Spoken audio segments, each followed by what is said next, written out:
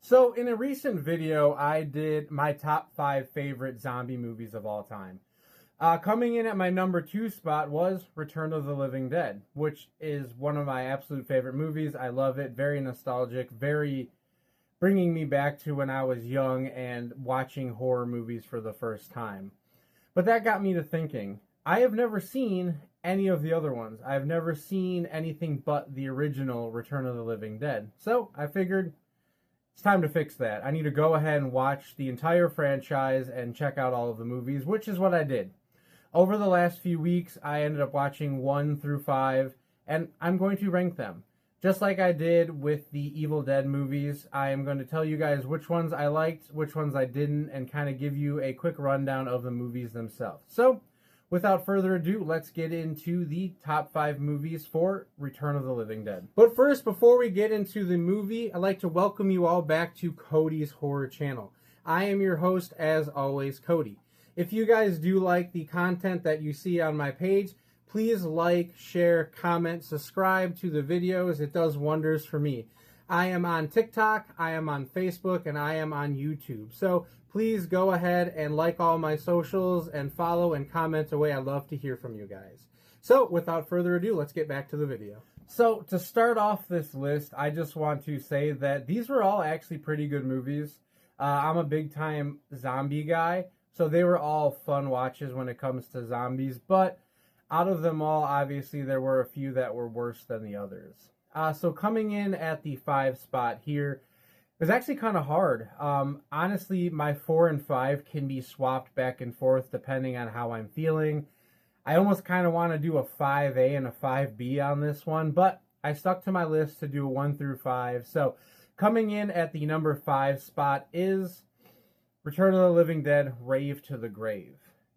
So this was a fun movie to watch. It was entertaining, but like it was just weird because what really bothered me is just from the get-go, right? You have the main characters from Necropolis, so you have Julian and Cody again.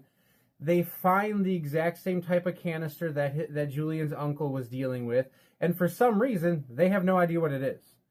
It's the exact same metal canister. It's the exact same look. It says the exact same thing on it with the toxin that's in there, and to talk to the army if you find this. But yet, they're like, what is this canister? So let's make this into a drug for people to take. Even though they know that this canister is what brings people back from the dead. They dealt with it in an entire another movie. So that just right away annoyed me. And then also with this one too, compared to some of the other ones, I found it interesting that you seem to be able to just kill these zombies by shooting them in the head. Which I thought was kind of interesting. In the original ones, you couldn't do that. You couldn't kill them at all. They had to contain them. That was the whole point of the canisters. Or electrocute them or tie them up. You couldn't even sever their heads or anything like that to kill them. So it was kind of a weird transition into, like, now all of a sudden you can kill them like you can a normal zombie, even though it's still the same zombie as before. Other than that, like I said, it was fun watch. The whole college rave theme was kind of cool. But just in general, it was an extremely B-feeling movie, like just kind of the forgotten child in the whole group, which kind of makes sense as it was the very last one, and it's actually kind of a little bit harder of a movie to find to watch, so it was fine, but it definitely does not hold up to any of the other Return of the Living Dead. All right, so coming in at the number 4 spot is one that may upset some people because I know that this one is a very popular movie within this franchise. And I will say I was incredibly excited to watch this movie as I hear people talk it up all of the time, but I was hopefully disappointed in this movie. And that was Return of the Living Dead Part 3. Like a lot of the other ones, yes, there are some cool zombies. Yes, they're dealing with the trioxane again and all of the normal stuff. But this one was interesting because it felt way more like a romance movie than it did everything else. You know, you mostly follow the story of Kurt and Julie, who are, lovers, and dealing with Kurt's father being part of the military and seeing these treatments that they're trying to now use again, the trioxane, to weaponize people for battle, and it doesn't go right, as it always does. And she ends up dying in a motorcycle accident, and then Kurt brings her to the facility and brings her back to life. So now it's dealing with the whole story of how she's dealing with being undead and not wanting to be undead, even though they wanted to be together. It was kind of interesting. I didn't really put two and two together when I was watching the movie, but after I kind of thought it kind of reminds me a little bit of Obsession. If you guys have seen that movie, Kurt kind of reminds me of Bear. How Julie wants to die and doesn't want to be a zombie anymore, but he's just keeping her holding on there because he wants to have her. So kind of that same parallel as it is with Bear and Nikki. But other than that, too, just the characters in this movie were not fun to watch. Kurt was annoying. The Riverman was pretty cool. He was kind of a cool character. The gang guys they run into at the convenience store are just annoying throughout the whole movie, even though they're chasing Kurt and all that kind of stuff through the sewers and through the waterway. Just none of the characters were really believable or really likable. I didn't find it very good or an exciting zombie movie. It felt more of like a horror romance. That's why I feel like this could actually be 5 over Rave to the Grave now that I'm really kind of talking this out. I do think the only redeeming factor of this movie is Julie. As you guys know, like, hear me out on this one. You know, she's pretty cool looking, right? You know, I can understand the appeal of why people enjoyed this movie for purely this character. So other than that, I feel like this movie brings nothing more to the franchise. It's still same along the same lines as a lot of the other ones. Just for some reason they decided to add a little bit more romance to it, which I feel like was a dud and doesn't really need to be in these zombie movies. So coming in number 3 on the franchise for Return of the Living Dead, this is another one that I have a little bit of a toss up on between Part 2 and Necropolis. But for number 3, I'm gonna go with Return of the Living Dead Necropolis. I absolutely love the vibes of this movie right off the get-go. It screams late 90s. Everything about it. Obviously, it was made in early 2000s, but still, it has such a good 90s vibe to it, and I love this movie. It was a fun movie. It had to do, again, with Julian and Cody finding out that his uncle is doing stuff with trioxine, trying to make super soldiers and weapons and all this kind of other stuff. Finds out that his parents were part of it, and that he's been working on it for so long. And it's just a very good movie going into the lab, fighting through the lab. You know, a band of high school kids trying to make it right. Their friend Zeke gets taken to this facility and they don't know why. And luckily one of their friend group works at the facility so they can get in. It's just a very cool, like, infiltrating a lab, fighting zombies, making your way out. So I do find that to be really fun watch, really good watch. It does feel a little bit like a B movie, a lot like Rave to the Grave did, but it's a little bit of a better B movie than that one was. So I did enjoy this one very much. To go based on some of the things I didn't like, though, about this movie, I didn't like the idea that they were, again, trying to make super soldiers out of them. I understand using trioxin to make, like, a soldier because they don't feel pain and they can't be hurt and they can just keep going. But, like, they made these things. Like, uber super soldiers with guns and blades and over the top. Like, I get it. Early 2000s, late 90s, you're trying to be over the top with your sci-fi, creepy, cool super soldier monster things. And I get that, but that doesn't, to me, fit very well within the realm of a good zombie movie. Good zombie movies are just based on the zombies themselves, not trying to make them into some amazing military weapon. So that kind of hit in a bad spot for me in this one. And then the other main thing I didn't like about this one was the fact that they could just kill these zombies any single way, which I thought was a very weird way to go. They would shoot him in the chest and they would die. They would shoot him in the head, they would die. In the one scene, I believe it was Cody, broke one's neck and killed it. Like, none of that makes sense. That's not how you kill zombies. In the first two, you could decapitate these zombies and they kept going. And there's even parts in Rave to the Grave where they decapitated them, but they kept going. But then later on, just like in Necropolis, you could shoot them multiple times in the chest and it would kill them. So it didn't really make sense with these. There wasn't really that continuity. But like I said, I did enjoy it. It was a fun watch. And it's something definitely to check out if you were into a good B sci-fi zombie. So coming in at the number 2 spot, without much surprise, is Return of the Living Dead Part 2. So this one actually takes place years after the first outbreak happened, as the military again is using trioxine and they're traveling with it. One falls out, falls into a sewer. Kids stumble upon it and they accidentally open it up, releasing the gas and raising the dead once again. It's very copy and paste from the first one, very similar to the first one. What really threw me off in this one is you meet two characters right in the beginning, Ed and Joey, who are the exact same actors who play Frank and Freddy in the first one. So I thought that was kind of an interesting way to do it. And what made me laugh too is Joey, who was Freddy in the first one, this guy right here, makes a comment that he's like, "Hey, this seems very weird. I feel like we've done this before," which I think is kind of a cool play for it being the same actors who just dealt with this in the very first movie. So thought that was cool. This one had a lot of the good vibes, just like the first one. Obviously the brains and chasing all the people around and dealing with everybody. And again, like it wasn't in Necropolis, you could not kill these ones. They cut their heads off. They stabbed them in the head. They just kept coming back over and over again. They eventually had to electrocute them all and then still contain and burn them. So there was even like a headless one that was all the way to the end, making little jabs and talking trash to the people.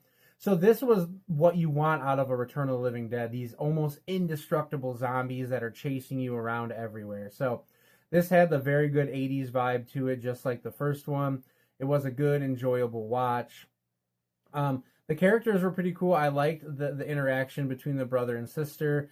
Obviously, there's always the good one-liner in there that I heard they like to eat brains, so you're okay, you're safe, that he says to his sister. So it was a really cool dynamic between all of the different characters throughout this movie. I feel like the doctor was kind of goofy out there. He kind of gave a good little comedy aspect to it, just the way he interacted and dealt with all of the other characters. So I thought that was pretty cool. So I do enjoy this movie, but the more I think about it, I may swap this and Necropolis at some point in time. This one was fun, but just the excitement of Necropolis, I think, was a little bit better than this one. But like I said, it's hard to kind of go against a couple of those original movies, as they were just incredibly exciting. And as it is in all of the other ones, you get a really cool tar man or a really cool one that is coming out of the tank, the trioxin tank. They have a lot of them throughout this franchise. I will say the one thing that has annoyed me with, I believe they talk about it in Necropolis and also Rave to the Grave, if I remember right. They keep trying to do the little one-liners from the first one where they say, send more paramedics, and I think it's Necropolis, they say send more security guards. And it's like, I get it, that's their thing, the zombies talking, but it's kind of an interesting little take on that. So, but like I said, this is a good, enjoyable movie, and it's a very good sequel to the Return of the Living Dead, which, no surprise, is coming up next. Before I get to my number one movie, there's something I want to backtrack on real quick that I forgot to talk about. In Rave to the Grave and also Necropolis, there is a little thing that also bothers me, is the fact that in the first two, yes, they can talk. Yes, they can kind of mumble through sentences and make a little bit of an interaction with the people. But in Necropolis and Rave to the Grave, they have full-blown conversations. Like in Necropolis, Zeke, when he turns into a zombie, has like a full-on dialogue with Julian about how he's not worth it, he's not a good friend, he can never handle anything, he was always jealous of him. Like, you're a zombie, dude.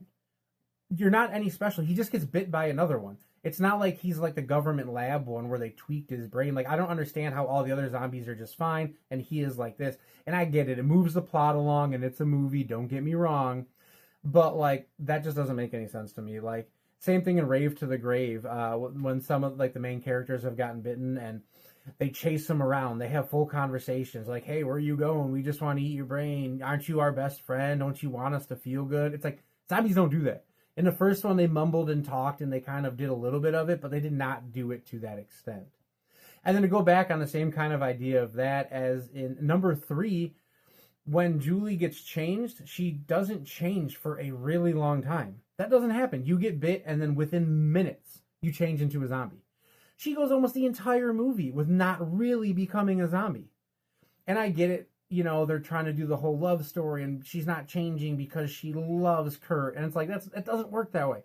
That's not, the trioxin just takes over your body and turns you into this living dead. It doesn't really change with the way your body is or the brain works. It just takes over your nervous system and controls yourself. So thought that was kind of a weird idea to do on these movies. And that always kind of bothered me while watching those, but I forgot to bring those up. So, rounding out the list here with absolutely no surprise what comes in at the number 1 spot, and that is Return of the Living Dead, the very first movie.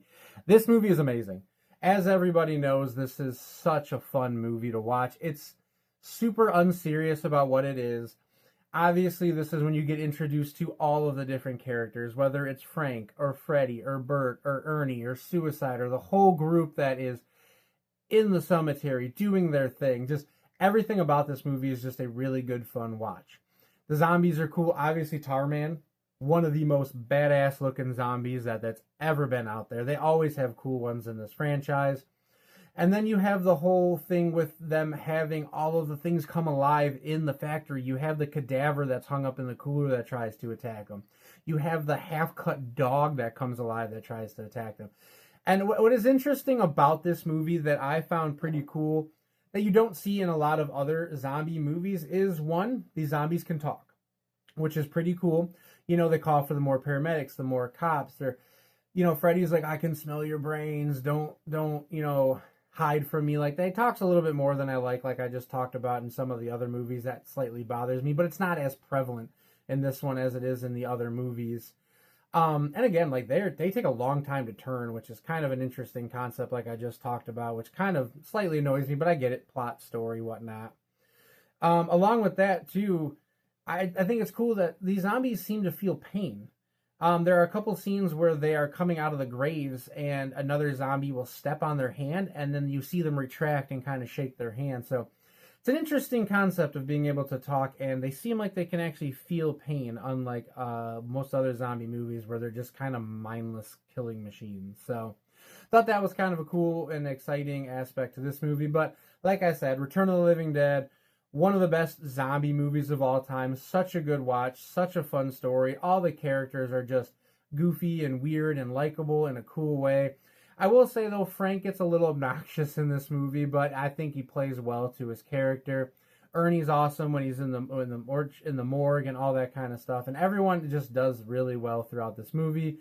I do like the idea that in the end they just basically blow up the entire town, which is kind of a interesting way to contain this and kind of an odd plan that they had. But hey, you never know what's going to happen when you overrun an entire cemetery of zombies coming out, skeletons. It didn't really matter when all of this gas got released. So, like I said, my ranking is number 5 is Rave to the Grave. Number 4 is Return of the Living Dead Part 3. Number 3 is Return of the Living Dead Necropolis. 2 is Part 2. And 1, of course, is the original, one of the greatest zombie movies of all time, Return of the Living Dead.